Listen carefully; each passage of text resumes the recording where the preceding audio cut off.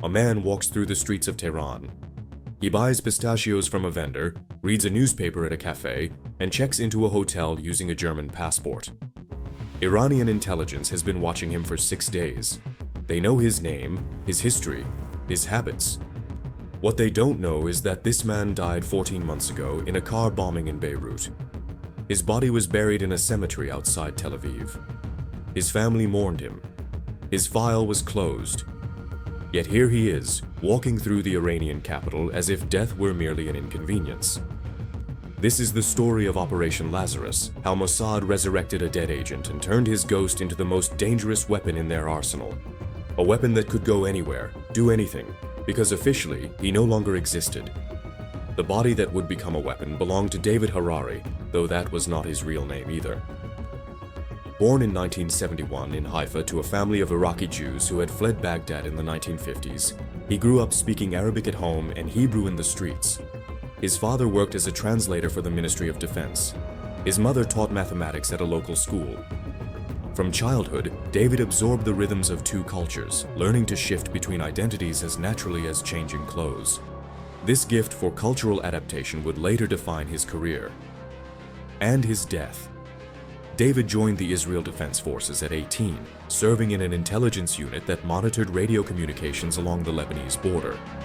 His superiors noted his exceptional language skills, his ability to mimic accents from different Arab regions, and his psychological stability under pressure. By 24, he had been recruited into Mossad's collections department, the division responsible for running agents in hostile territories. His first assignment was Beirut, where he operated under commercial cover as a representative for a Swiss pharmaceutical company.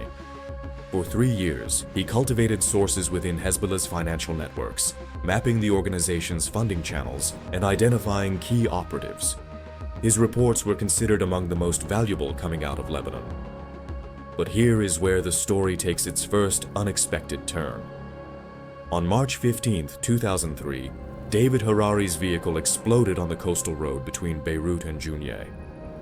Lebanese authorities recovered fragments of a body, dental records confirmed identity, and Hezbollah claimed responsibility for eliminating an Israeli spy. The news reached Tel Aviv within hours. David's wife received the notification that evening. A memorial service was held 3 days later. His name was added to the wall of fallen agents at Mossad headquarters. The file was closed, except it wasn't. What Lebanese investigators found in that burned vehicle was not David Harari.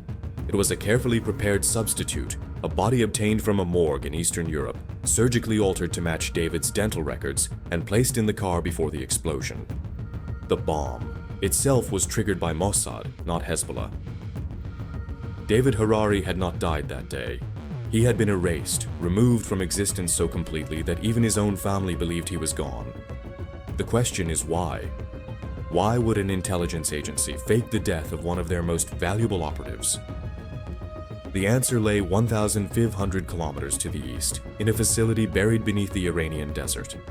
For years, Israeli intelligence had been tracking Iran's nuclear program with growing alarm. Satellite imagery showed construction at multiple sites. Intercepted communications referenced enrichment timelines. Human sources reported accelerating progress toward weapons capability. But one facility remained impenetrable, a research complex near the city of Natanz, where Iran's most sensitive nuclear work was believed to be conducted. Every attempt to insert agents had failed. Iranian counterintelligence, trained by former KGB advisors, had developed sophisticated methods for identifying foreign operatives. Cover stories were checked against international databases. Background investigations extended years into the past. The Iranians had learned from previous penetrations and closed every door. Mossad's planners faced an impossible problem. They needed someone inside Natanz, but anyone they sent would be identified and captured within weeks. The solution came from an unlikely source, a psychological operations specialist named Dr. Yael Stern, who had spent 2 decades studying identity and deception. Her proposal was radical. Instead of creating a new cover identity that Iranian intelligence could investigate and eventually expose, why not use an identity that had already passed every test?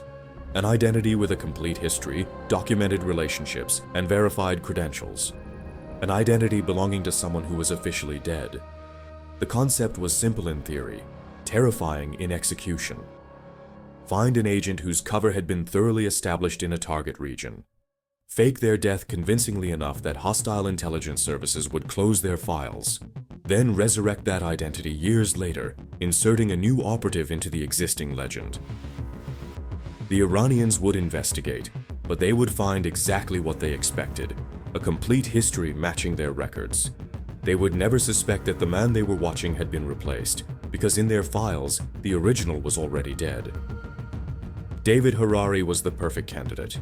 His cover as a Swiss pharmaceutical representative had been meticulously constructed over years. He had business relationships throughout the Middle East, including contacts in Iran who had purchased medical supplies through his company. His German passport, issued under the name Klaus Weber, had entry stamps from Tehran dating back to 1999. Iranian intelligence had investigated him during those visits and concluded he was exactly who he claimed to be, a businessman with no intelligence connections. When he died in Beirut, they would have updated their files accordingly. Klaus Weber, confirmed non-threat, deceased 2003. But the plan required something unprecedented. It required finding another operative who could become David Harari so completely that even people who had known the original would be deceived. Not just someone who looked similar, but someone who could replicate his mannerisms, his speech patterns, his knowledge, his relationships. Someone who could inhabit another man's life without leaving cracks in the performance. Mossad found that person in a place no one expected. His name was Yosef Mizrahi, though by the time Operation Lazarus concluded, he would struggle to remember what that name had ever meant. Born in 1974 in Buenos Aires to an Israeli father and Argentine mother, Yosef had grown up between cultures, speaking Spanish, Hebrew, and German with native fluency. He served in Sayeret Matkal, the IDF's elite special forces unit, before being recruited into Mossad's Caesarea division, the unit responsible for overseas assassinations and high-risk operations. His psychological evaluations described him as unusually adaptable, capable of compartmentalizing identity in ways that alarmed and impressed his handlers in equal measure. The transformation began in September 2003, 6 months after David Harari's staged death. Yosef was brought to a secure facility in the Negev desert and shown photographs of a man he had never met. For the next 18 months, he would study nothing else. He watched hundreds of hours of surveillance footage showing David's movements, gestures, and expressions. He listened to recorded conversations until he could predict which words David would emphasize, which jokes he would make, which topics made him uncomfortable. He memorized the names of David's childhood friends, his university professors, his business contacts across 3 continents. He learned to forge David's handwriting and replicate his signature. He underwent minor surgical procedures to adjust the shape of his nose and the line of his jaw. But the most difficult transformation was psychological. Yosef had to stop thinking of himself as Yosef. He had to believe at some fundamental level that he was David Harari, that the memories he had memorized were actually his own. Dr. Stern supervised this process, using techniques adapted from method acting and clinical psychology. Yosef would spend hours in simulated environments, responding to scenarios as David would respond, until the responses became automatic. The goal was not conscious imitation, but unconscious embodiment. When someone called him Klaus in a crowded Tehran street, he could not hesitate, could not show the millisecond of confusion that would reveal the deception. He had to turn as naturally as any man turns when hearing his own name. The training lasted until March 2005, exactly 2 years after David Harari's official death. By then, even Mossad officers who had known the original struggled to identify the substitution. Yosef had not merely learned to play David, he had, in some psychological sense, become him. The operations planners considered this their greatest achievement. They did not anticipate that it would also become their greatest liability. Here is where the true operation begins. In April 2005, Klaus Weber reappeared. He resurfaced first in Zurich, visiting the pharmaceutical company that had served as David's cover. The company was genuine, a front organization that Mossad had controlled for decades. Staff who had known Klaus expressed surprise at seeing him. They had heard he died in Lebanon. Klaus laughed and explained, a case of mistaken identity. The car belonged to a colleague. He had been in Cyprus when the bombing occurred, heard the news, and decided to let the confusion stand. He had grown tired of the business, wanted to disappear for a while, but now he was back. The story spread through business networks. Former clients heard that Klaus Weber had returned. Some reached out to reconnect. Among them was an Iranian import company that had purchased medical equipment through Klaus's firm for years. Their representative sent a cautious inquiry. Was Herr Weber truly alive? Would he consider resuming their business relationship? Iran needed specialized diagnostic equipment that Western sanctions made difficult to obtain. The compensation would be substantial. This was the opening Mossad had spent 2 years creating. Klaus responded with careful interest. He traveled to Dubai for preliminary meetings. He discussed pricing and logistics. He demonstrated the same detailed knowledge of medical equipment that had made him valuable to Iranian clients years before. Iranian intelligence officers, posing as company representatives, interviewed him extensively. They checked his passport against their files. They found exactly what they expected. Klaus Weber, Swiss pharmaceutical representative, previous visitor to Tehran, presumed dead in 2003, apparently still alive. The file was updated. Threat assessment: none. In November 2005, Klaus Weber flew to Tehran. His visa had been approved without complications. At Imam Khomeini International Airport, he passed through immigration with the rehearsed boredom of a frequent traveler. A driver met him outside and took him to the Espinas Hotel, where a suite had been reserved. He unpacked his bags, ordered room service, and stood at the window watching the lights of the city spread beneath him. Somewhere in that sprawl of buildings and highways lay the Natanz facility. And somewhere in Mossad headquarters, analysts were receiving his first transmission. The ghost had entered the machine. What made Operation Lazarus different from conventional infiltration was the depth of its deception. Klaus Weber did not pretend to be someone he wasn't. He was someone who had been, someone with a documented history that Iranian intelligence had already verified years before. When counterintelligence officers investigated his background, they found consistency. His business relationships were real. His travel history was authentic. His knowledge of the pharmaceutical industry was genuine. The only thing false was the man himself, and that was the one thing they could not check. For 18 months, Klaus operated in Tehran with remarkable freedom. He rebuilt his business network, securing contracts for medical equipment that required visits to hospitals and research facilities across the country. He cultivated relationships with Iranian scientists and administrators, presenting himself as a Western businessman frustrated by sanctions that prevented him from doing legitimate business. His politics aligned with his cover. He criticized American foreign policy, expressed sympathy for Iran's position, and demonstrated none of the ideological fervor that typically marked intelligence operatives. His access expanded gradually, first to conventional medical facilities, then to research institutes with dual-use capabilities. Finally, in August 2006, he received an invitation that had been the operation's objective from the beginning. A contact at the Iranian Atomic Energy Organization mentioned that their facility near Natanz required specialized diagnostic equipment for medical staff. Would Herr Weber be interested in providing a quote? The facility was not Natanz itself. It was a support complex 3 kilometers from the main nuclear site, housing administrative offices, a medical clinic for workers, and residential quarters for senior scientists. But it was connected to Natanz through personnel and communication networks. Access to the support facility meant proximity to individuals who worked inside the most sensitive nuclear installation in Iran. It meant the possibility of recruitment, of document acquisition, of understanding the human architecture that sustained the program. Klaus visited the support facility twice in September 2006. He met with medical staff, assessed equipment needs, and submitted proposals that were deliberately competitive. He was professional, knowledgeable, and patient. He asked no questions about the nearby installation. He showed no unusual curiosity. He behaved exactly as a businessman would behave when sensing a lucrative long-term contract.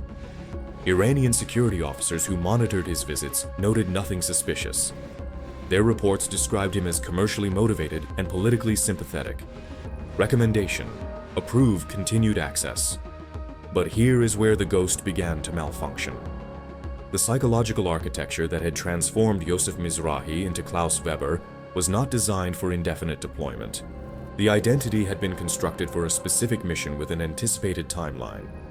18 months of continuous cover, without breaks, without contact with his previous life, without anyone who knew who he really was, began to erode the boundaries that separated performance from reality. Yosef found himself forgetting. Not forgetting his mission or his training, but forgetting himself. He would wake in the Tehran hotel room and need several seconds to remember which name belonged to him. He would catch his reflection in shop windows and feel uncertain whether the face looking back was his own or someone else's. Dr. Stern had warned about this possibility. Extended deep cover produces identity diffusion, a clinical term for the experience of losing coherent sense of self. Operatives begin to question which identity is real, which memories are genuine, which relationships matter. In extreme cases, they defect, not out of ideology but out of confusion, seeking anchor in any identity that feels stable. Yosef was not approaching defection, but he was approaching something perhaps more dangerous, a state where he could no longer reliably distinguish between what served the mission and what served the man he had once been. The crisis came in December 2006. Klaus had developed a relationship with an Iranian scientist named Dr. Farhad Tehrani, a physicist working on centrifuge calibration at Natanz.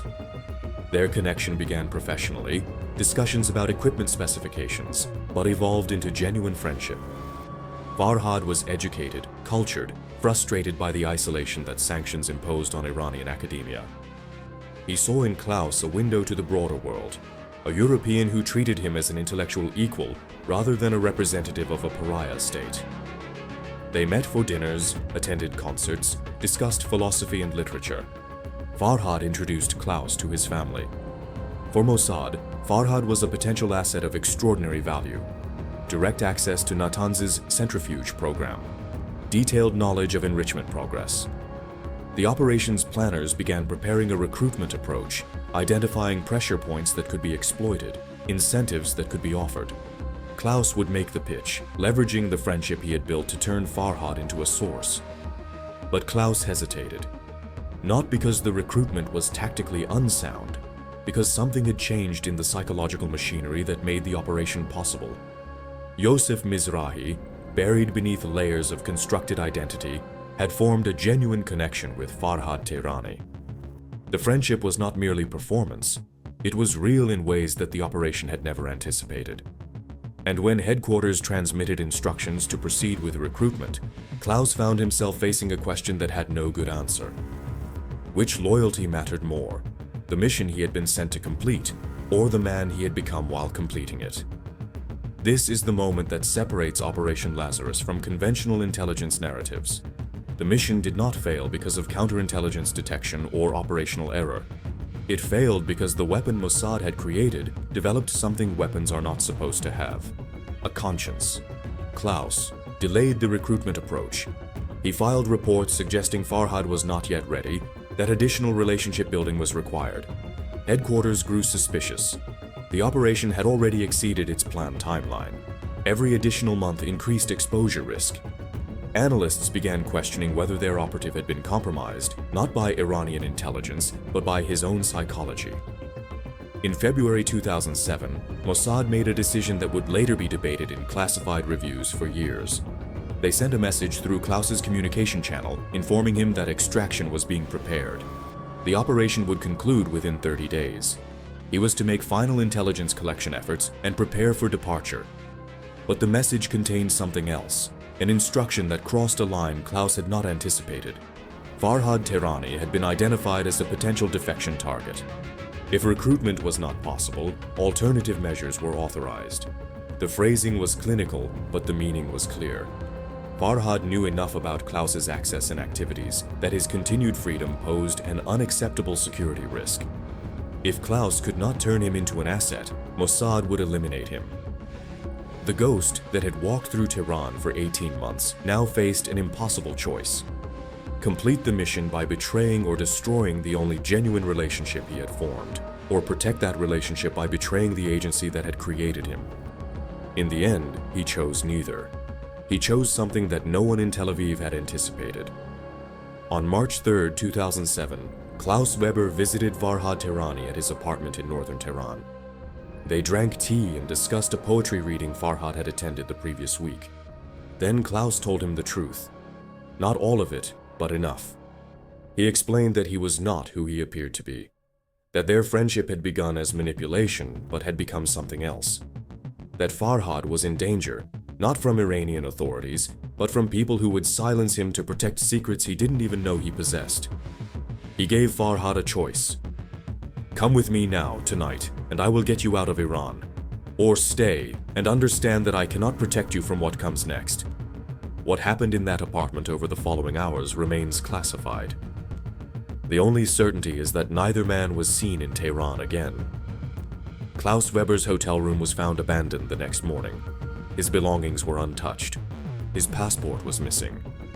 Iranian intelligence launched an investigation that would continue for months, eventually concluding that Klaus Weber had likely been a foreign operative who had fled after his cover was compromised. They never determined his true nationality or affiliation. The extraction that followed was not the one Mossad had planned. Klaus did not return through established channels. He did not report to the safe house in Istanbul where handlers were waiting.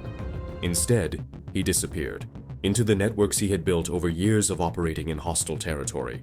He had money, documents, and contacts that even his own agency didn't fully know about. He had, in the terminology of intelligence services, gone dark. Farhad Tehrani disappeared with him. Iranian authorities searched for months, assuming he had been kidnapped or killed. His family received no explanation. His colleagues at Natanz were interrogated extensively, but the physicist had vanished as completely as the ghost who had befriended him. For Mossad, Operation Lazarus became a case study in the dangers of deep cover operations. The weapon they had so carefully constructed had developed autonomy. The dead man they had resurrected had discovered he was still capable of making choices. The official assessment, buried in classified archives, concluded that the operation had achieved partial success. Intelligence gathered during Klaus's 18 months in Iran provided valuable insights into the nuclear program. But the primary objective, recruitment of a source inside Natanz, had failed due to what the report termed operative psychological deviation. What the report did not address was the philosophical question at the heart of the failure. When you erase a man's identity and replace it with someone else's, who is responsible for the choices that new identity makes? Yosef Mizrahi had been trained to become David Harari, who had become Klaus Weber, who had developed a friendship that felt more real than any of the identities layered beneath it. Which of those men had decided to warn Farhad? Which of them had chosen betrayal over mission completion? The question had no answer because the man who could have answered it no longer existed in any coherent form. The aftermath extended for years. Mossad launched a quiet search for their missing operative, not to extract him, but to assess whether he posed a security risk. They never found him. Occasional intelligence suggested sightings, a man matching his description in Cyprus, in Argentina, in South Africa, always moving, never settling, a ghost who had escaped the machine that created him. Farhad Tehrani resurfaced in 2012, living under an assumed name in a European country that Israel's intelligence services have never publicly identified.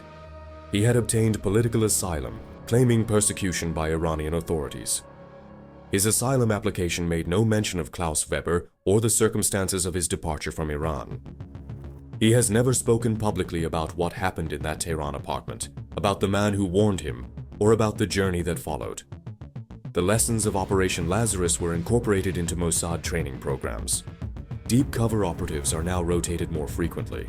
Psychological monitoring has been enhanced. The practice of using resurrected identities has been, officially, discontinued, but the fundamental problem remains unsolved. When you ask a human being to become someone else, you cannot fully control who that someone else will choose to be. There is a final detail that has never been officially confirmed, but which sources within Israeli intelligence have referenced in background conversations.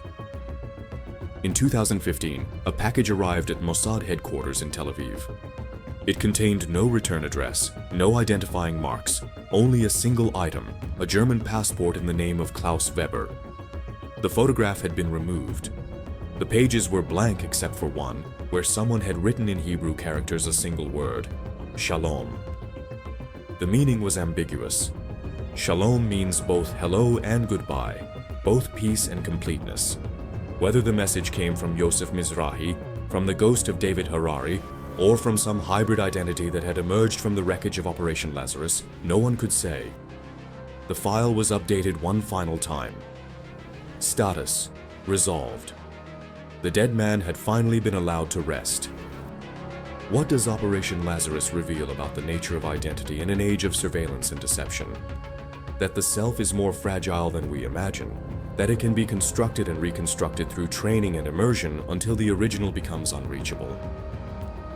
That intelligence agencies play with forces they do not fully understand when they ask operatives to abandon who they are. And that sometimes, in the spaces between identities, something unexpected emerges. Not quite the person who was, not quite the person who was created, but someone new, someone capable of choices that neither identity would have made alone.